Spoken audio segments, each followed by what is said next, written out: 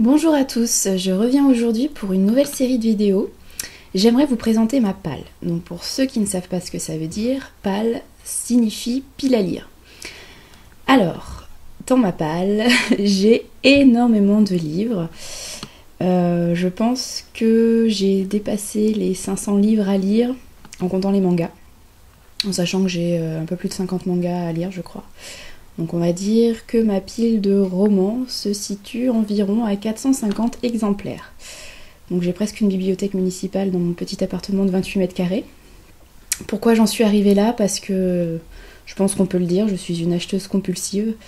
Je fais énormément de tours dans les librairies d'occasion et lorsque les beaux jours arrivent, je passe aussi pas mal de temps dans les vides-greniers. Donc je pense qu'à partir de maintenant, je vais me calmer un petit peu de ce côté-là, puisque partir avec 10 € et revenir avec 20 livres, c'est sympa, mais là, ça commence à être un petit peu difficile. Il faudrait que je reprenne le compte, que je refasse ma liste correctement, mais il me semble que j'approche des 1200 livres dans mon 28 mètres carrés, donc je vais peut-être bientôt atterrir chez le voisin du dessous. Je crois qu'il serait pas très content de me voir. Donc je vais me calmer, et voilà. Je vais essayer, avec cette série de vidéos, de vous présenter ces plus de 500 livres, en comptant les mangas, je précise. Donc j'ai essayé de séparer tous ces livres, toute cette montagne de livres, en petits groupes. J'ai essayé de faire des thèmes. Donc pour cette première vidéo, j'ai envie de vous présenter les livres qui font partie de sagas que j'ai commencé. Donc j'ai lu le premier tome, le deuxième, le troisième, enfin ça dépend les sagas. Et j'ai encore la suite dans ma palle qui m'attend. Voilà, donc je vais vous présenter ça. Je fais un test avec cette vidéo, je ne sais pas du tout ce que ça va donner. Ça sera peut-être très long, ça sera peut-être un petit peu ennuyeux, ça fera peut-être catalogue.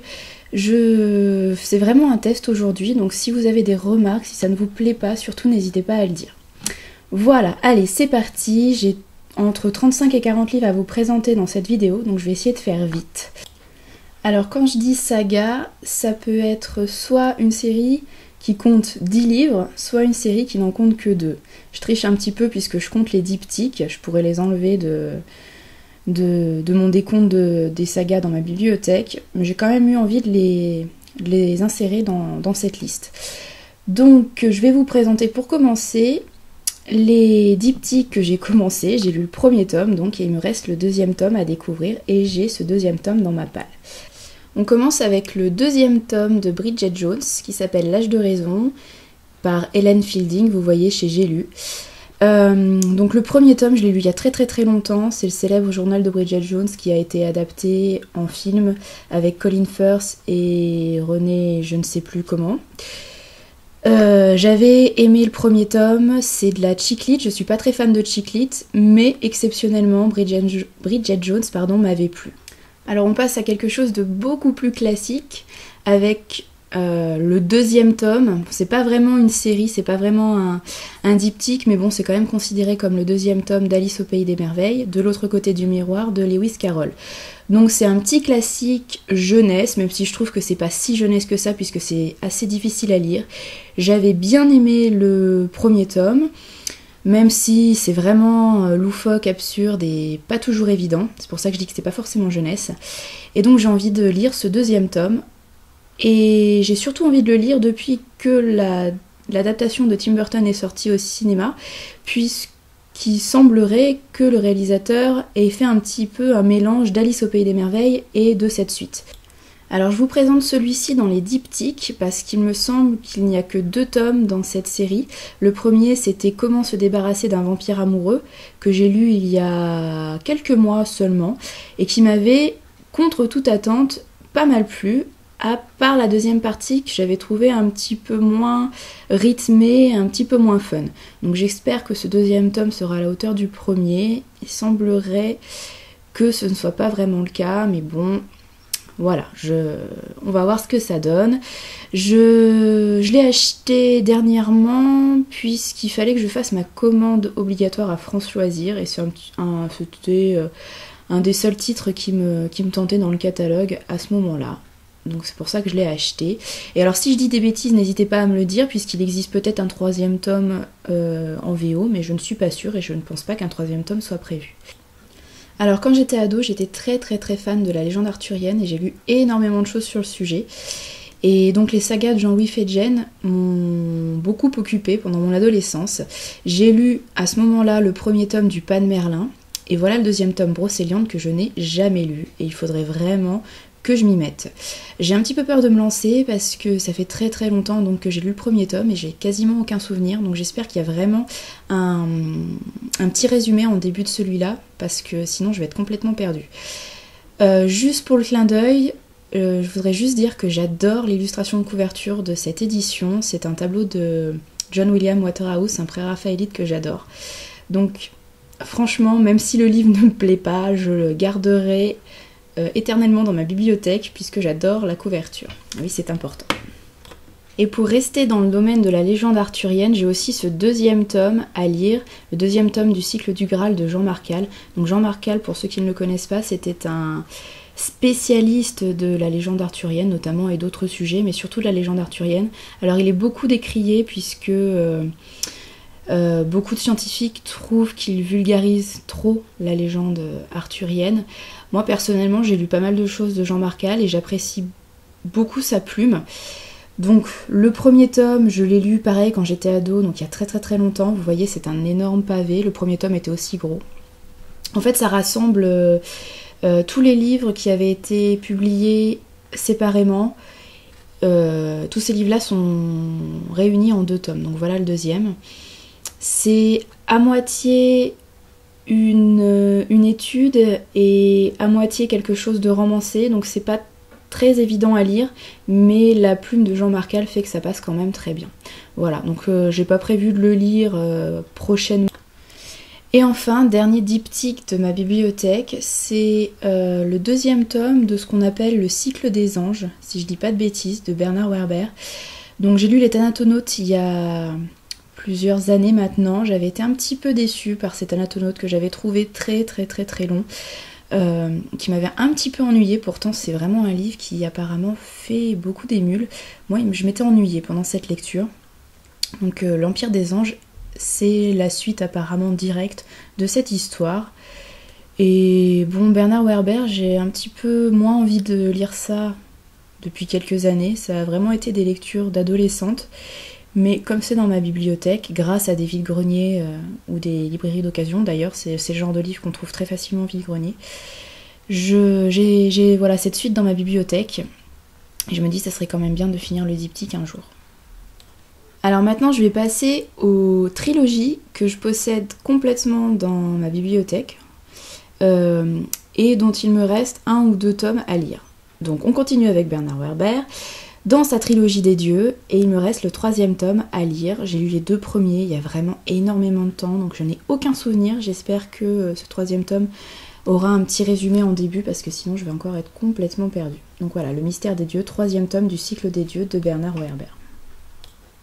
Et on continue toujours avec le même auteur, avec la trilogie des fourmis. Il me reste le tome 2, Le jour des fourmis, et le tome 3, La révolution des fourmis, à lire. J'avais lu le premier tome, donc il y a encore de nombreuses années, quand j'étais ado. Vraiment, je vous dis, Bernard Werber, c'était des lectures d'adolescente. J'avais beaucoup aimé le premier tome des fourmis, mais je n'ai aucun souvenir comme les autres livres de Bernard Werber. Donc comme d'habitude, j'espère qu'il y aura un résumé en début de 2e et 3e tome. Et il faudrait vraiment que je finisse cette trilogie qui est considérée un petit peu comme la meilleure trilogie qu'a rédigé l'auteur. Donc il faut vraiment que je la termine. Peut-être un projet pour 2013, on sait pas, je sais pas, on est déjà au mois de mars, j'ai plein de livres de prévus cette année. Mais j'aimerais bien quand même arriver au bout de cette trilogie pour pouvoir en parler, pour pouvoir dire oui, j'ai lu la trilogie des fourmis dans son ensemble. Alors, autre trilogie que je possède de façon complète dans ma bibliothèque, c'est la trilogie de Timmy Valentine de S.P. Somtow. Admirez mon accent anglais. J'ai lu le premier tome il y a vraiment très peu de temps et j'avais été relativement déçue par cette lecture. J'en avais entendu énormément de bien. Et franchement, je m'étais ennuyée. J'avais trouvé ça très long, c'était un petit pavé quand même de 500 ou 600 pages et ça m'avait pas passionné. Pourtant le sujet n'était pas inintéressant, ça parle d'un vampire adolescent, il qui se questionne beaucoup sur son âme, sur sa conscience, sur ses faits et gestes. C'est pas inintéressant, mais ouais, j'avais trouvé ça assez long et j'avais été déçue. Donc je me dis, j'ai les 2 tomes suivants dans ma palle, ce serait bête de pas terminer, mais je pense pas garder cette trilogie dans ma bibliothèque. Enfin, dernière trilogie à terminer, et non des moindres, le 3e tome du Seigneur des Anneaux, Le Retour du Roi, de Tolkien. Ceux qui suivent un petit peu le blog savent que je ne porte pas vraiment Tolkien dans mon cœur. J'aime beaucoup les films, c'est toujours un plaisir de les voir. Le Retour du Roi, le 3e film, n'est pas celui que je préfère, mais je l'apprécie quand même. En revanche, j'ai énormément de mal avec la plume de Tolkien. En tout cas, la traduction française qui apparemment n'est pas bonne. Mais c'est pas que je m'ennuie, mais je trouve ça très lourd. Ça me passionne pas. Pourtant, j'aime beaucoup la fantasy. Il y a d'autres cycles qui possèdent aussi de grosses descriptions, un monde très complet, très riche. Mais je sais pas, Tolkien, je dois pas avoir les bons gènes pour apprécier. Mais Tolkien et moi, c'est pas ça. Donc il me reste plus qu'un tome pour terminer cette trilogie et je pourrais enfin dire que j'ai lu en entier la trilogie du Seigneur des Anneaux et je pourrais enfin critiquer l'ensemble en étant pertinente. Voilà, j'aurai une vue d'ensemble de la trilogie. J'ai prévu de la lire cette année puisque j'ai prévu de lire ce 3e tome cette année puisqu'il fait partie de plusieurs de mes challenges de lecture. Et j'espère vraiment en avoir fini avec cette trilogie en 2013 pour pouvoir passer à autre chose en 2014. Pas une autre lecture de Tolkien, hein, non, j'ai déjà lu Bilbo il y a quelques années et ça m'avait pas passionné non plus. Donc je finis Le Seigneur des Anneaux et ensuite Tolkien, je pense que je me contenterai des films. Voilà. Alors on va continuer la découverte des tomes de saga qui restent dans ma palle. Et cette fois on va partir vraiment dans des tomes isolés, donc par exemple dans des sagas où il y a 10 tomes et je n'ai lu que par exemple les 2 premiers et j'ai le 3, 4, 5 dans ma palle mais pas les suivants. Donc vous allez voir, c'est un petit peu mélangé, j'ai essayé de trier par genre pour que ce soit plus clair, mais c'est quand même un petit peu chaotique. On continue avec la légende arthurienne. Quand je vous disais que c'était une marotte quand j'étais ado, c'était pas vous mentir, j'ai vraiment beaucoup lu sur le sujet et j'ai vraiment énormément de choses dans ma palle sur le sujet. Donc voilà le 3e tome des Dames du Lac de Marion Zimmer Bradley qui s'appelle Le Secret d'Avalon. Alors avec ce cycle c'est très compliqué puisqu'il y a plein de tomes qui n'ont pas vraiment été rédigés dans leur ordre chronologique. C'est pas très clair, on ne sait pas si tel ou tel livre figure vraiment dans le cycle des Dames du Lac. En tout cas, si je ne dis pas de bêtises, celui-là c'est le 3e tome du cycle. J'en possède pas d'autres, j'aimerais bien trouver au moins le 4e qui s'appelle La Prêtresse d'Avalon je crois.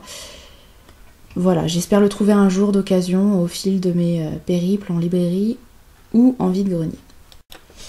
Toujours la légende arthurienne, cette fois avec une saga jeunesse qui s'appelle Graal et c'est de Christian Montella, donc ça c'est le 2e tome, La Neige et le Sang. J'avais lu le 1er tome il y a pas mal d'années, j'avais trouvé ça pas mal mais vraiment jeunesse. Celui-ci je me souviens je l'ai trouvé à Saint-Michel quand j'étais à Paris et je l'avais payé je crois 50 centimes ou 1 euro donc c'était vraiment une bonne trouvaille. Je me suis dit que c'était l'occasion de continuer cette saga. Donc ça c'est une future sortie, vous voyez ce sont des épreuves non corrigées. C'est le 2e tome de Merlin de T.A. Barron qui sort chez Nathan au mois d'avril. Donc j'ai lu le 1er tome il y a très peu de temps, c'est aussi jeunesse mais j'avais bien apprécié, je trouvais que l'univers arthurien était bien retranscrit, surtout ce côté très ancienne tradition qui est lié à Merlin.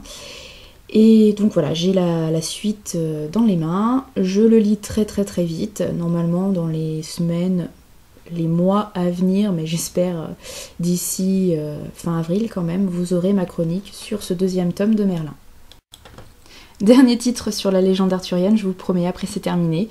C'est le 2e tome du cycle de Pendragon de Stephen Loweyd. Donc ce 2e tome s'appelle Merlin. En fait, ce 2e tome, je l'ai déjà lu quand j'avais 15 ou 16 ans, mais j'en ai aucun souvenir et j'avais décidé de relire cette série lorsque j'ai commencé mon blog en 2006. Oui, non, si, j'ai commencé mon blog en 2006, si c'est bien ça. Donc j'ai relu le 1er tome il y a quelques années. Et ce 2e tome attend sagement sa relecture. C'est une saga qui est beaucoup décriée puisque l'auteur prend énormément de liberté sur le le mythe arthurien, pardon, qu'il rapproche du mythe de l'Atlantide. Donc ça peut surprendre au départ. Personnellement, je trouve ça pas mal trouvé. Je sais pas du tout si l'auteur s'est inspiré d'écrits plus anciens ou si vraiment il a eu cette idée comme ça un jour sans source. Mais en tout cas, moi ça me plaît pas mal. C'est assez pas difficile à lire, mais ça demande quand même, je trouve, de la concentration. C'est assez riche, voilà. Je me souviens avoir apprécié le premier tome la première fois que je l'ai lu, l'avoir apprécié lors de ma relecture, donc j'espère que ce deuxième tome me plaira. En tout cas, j'ai aucun souvenir de ma première lecture, de ce deuxième tome, décidément. Donc ça va être la surprise totale. Alors on passe maintenant dans les suites de saga du côté de la Beat-Lit. C'est pas un genre que j'apprécie énormément, mais j'en ai quand même quelques exemplaires dans ma bibliothèque et notamment dans ma palle. Donc ça c'est le deuxième tome de Go To Hell de Oksana Hope, publié chez Nergal. Le premier tome que j'ai lu il y a quelques mois, il n'y a pas très longtemps, m'avait agréablement surprise. Pourtant l'héroïne, c'était une héroïne que je ne pensais pas apprécier, puisque c'est le genre d'héroïne grande gueule, un peu vulgaire. Bref, vraiment pas le genre d'héroïne que j'apprécie habituellement, mais j'avais bien aimé l'univers mis en place par Oksana Hope, un univers qui restait encore plein de mystères. La fin du premier tome était atroce, donc apparemment on a plein d'explications dans ce deuxième tome. Je le lis très rapidement, en tout cas cette année c'est prévu. Alors je continue dans la Beat-Lit avec une saga très célèbre, c'est la saga Anita Blake de Laurell K. Hamilton. Ça ce sont les tomes 4 et 5. J'ai déjà lu les 3 premiers tomes que je ne porte pas forcément dans mon cœur. En fait, quand on dit Beat-Lit, on pense souvent à cette série et je trouve qu'elle ne mérite pas tout le bazar qu'on entend, tout ce qu'on peut lire sur la toile, tout ce qu'on peut entendre. Anita Blake, c'est pas une héroïne que j'apprécie, je la trouve très vulgaire. J'aime pas tellement le style de l'auteur. Je trouve qu'il y a 90% de dialogue pour 10% de description. Quand en plus les dialogues sont vulgaires, ça ne m'intéresse pas beaucoup. Alors vous pourrez vous demander pourquoi je veux lire ces tomes 4 et 5. Alors je les ai trouvés d'occasion en librairie ou en vide-grenier, je sais plus, pour une somme vraiment modique, quelques centimes d'euros. À cette époque, j'avais pas encore lu les 3 premiers tomes. Donc j'avais acheté les 5 d'un coup, il me semble. Voilà pourquoi ces tomes 4 et 5 sont encore dans ma palle. J'ai pas envie de les revendre ou de les troquer tout de suite, ce qui a déjà été fait pour les 3 premiers tomes. Alors contrairement à Anita Blake, j'adore la série Mercy Thompson de Patricia Briggs, aussi chez Milady. Et voilà le 5e tome qui me reste à lire. Un 6e tome est déjà paru en France, mais je pense qu'il est sous le format Brajlon, donc en grand format. Et il me semble qu'il n'a pas encore été réédité en format poche. Donc j'attends la sortie du 6. En attendant, voilà, il me reste le 5 à lire. Je le lirai cette année puisqu'il fait partie de certains de mes challenges. J'apprécie beaucoup cette héroïne, j'aime beaucoup l'univers mis en place par Patricia Briggs et j'aime assez sa plume, ou en tout cas la traduction française. Alors voilà le 2e tome de Maeve Regan de Marika Gallman.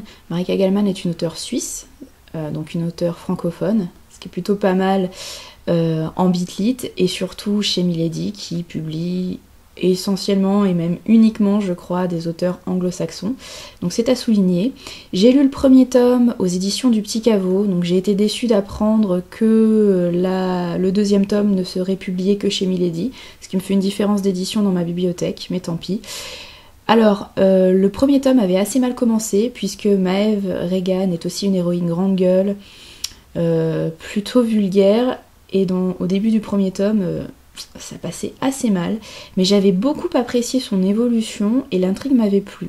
C'est pour ça que j'ai acheté le 2e tome lorsque j'ai rencontré Marika Gallman au salon Octogone au mois d'octobre à Lyon.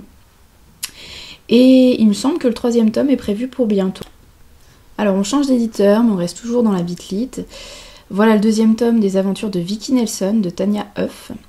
J'ai lu le 1er tome il y a des années, je sais même pas comment j'avais découvert cette série, qui est pas très connue. Il me semble que j'avais apprécié le 1er tome, en tout cas assez pour acheter le 2e, neuf. Donc j'achète rarement des livres neufs, à moins que ce soit vraiment des livres que j'ai envie d'avoir dans ma bibliothèque.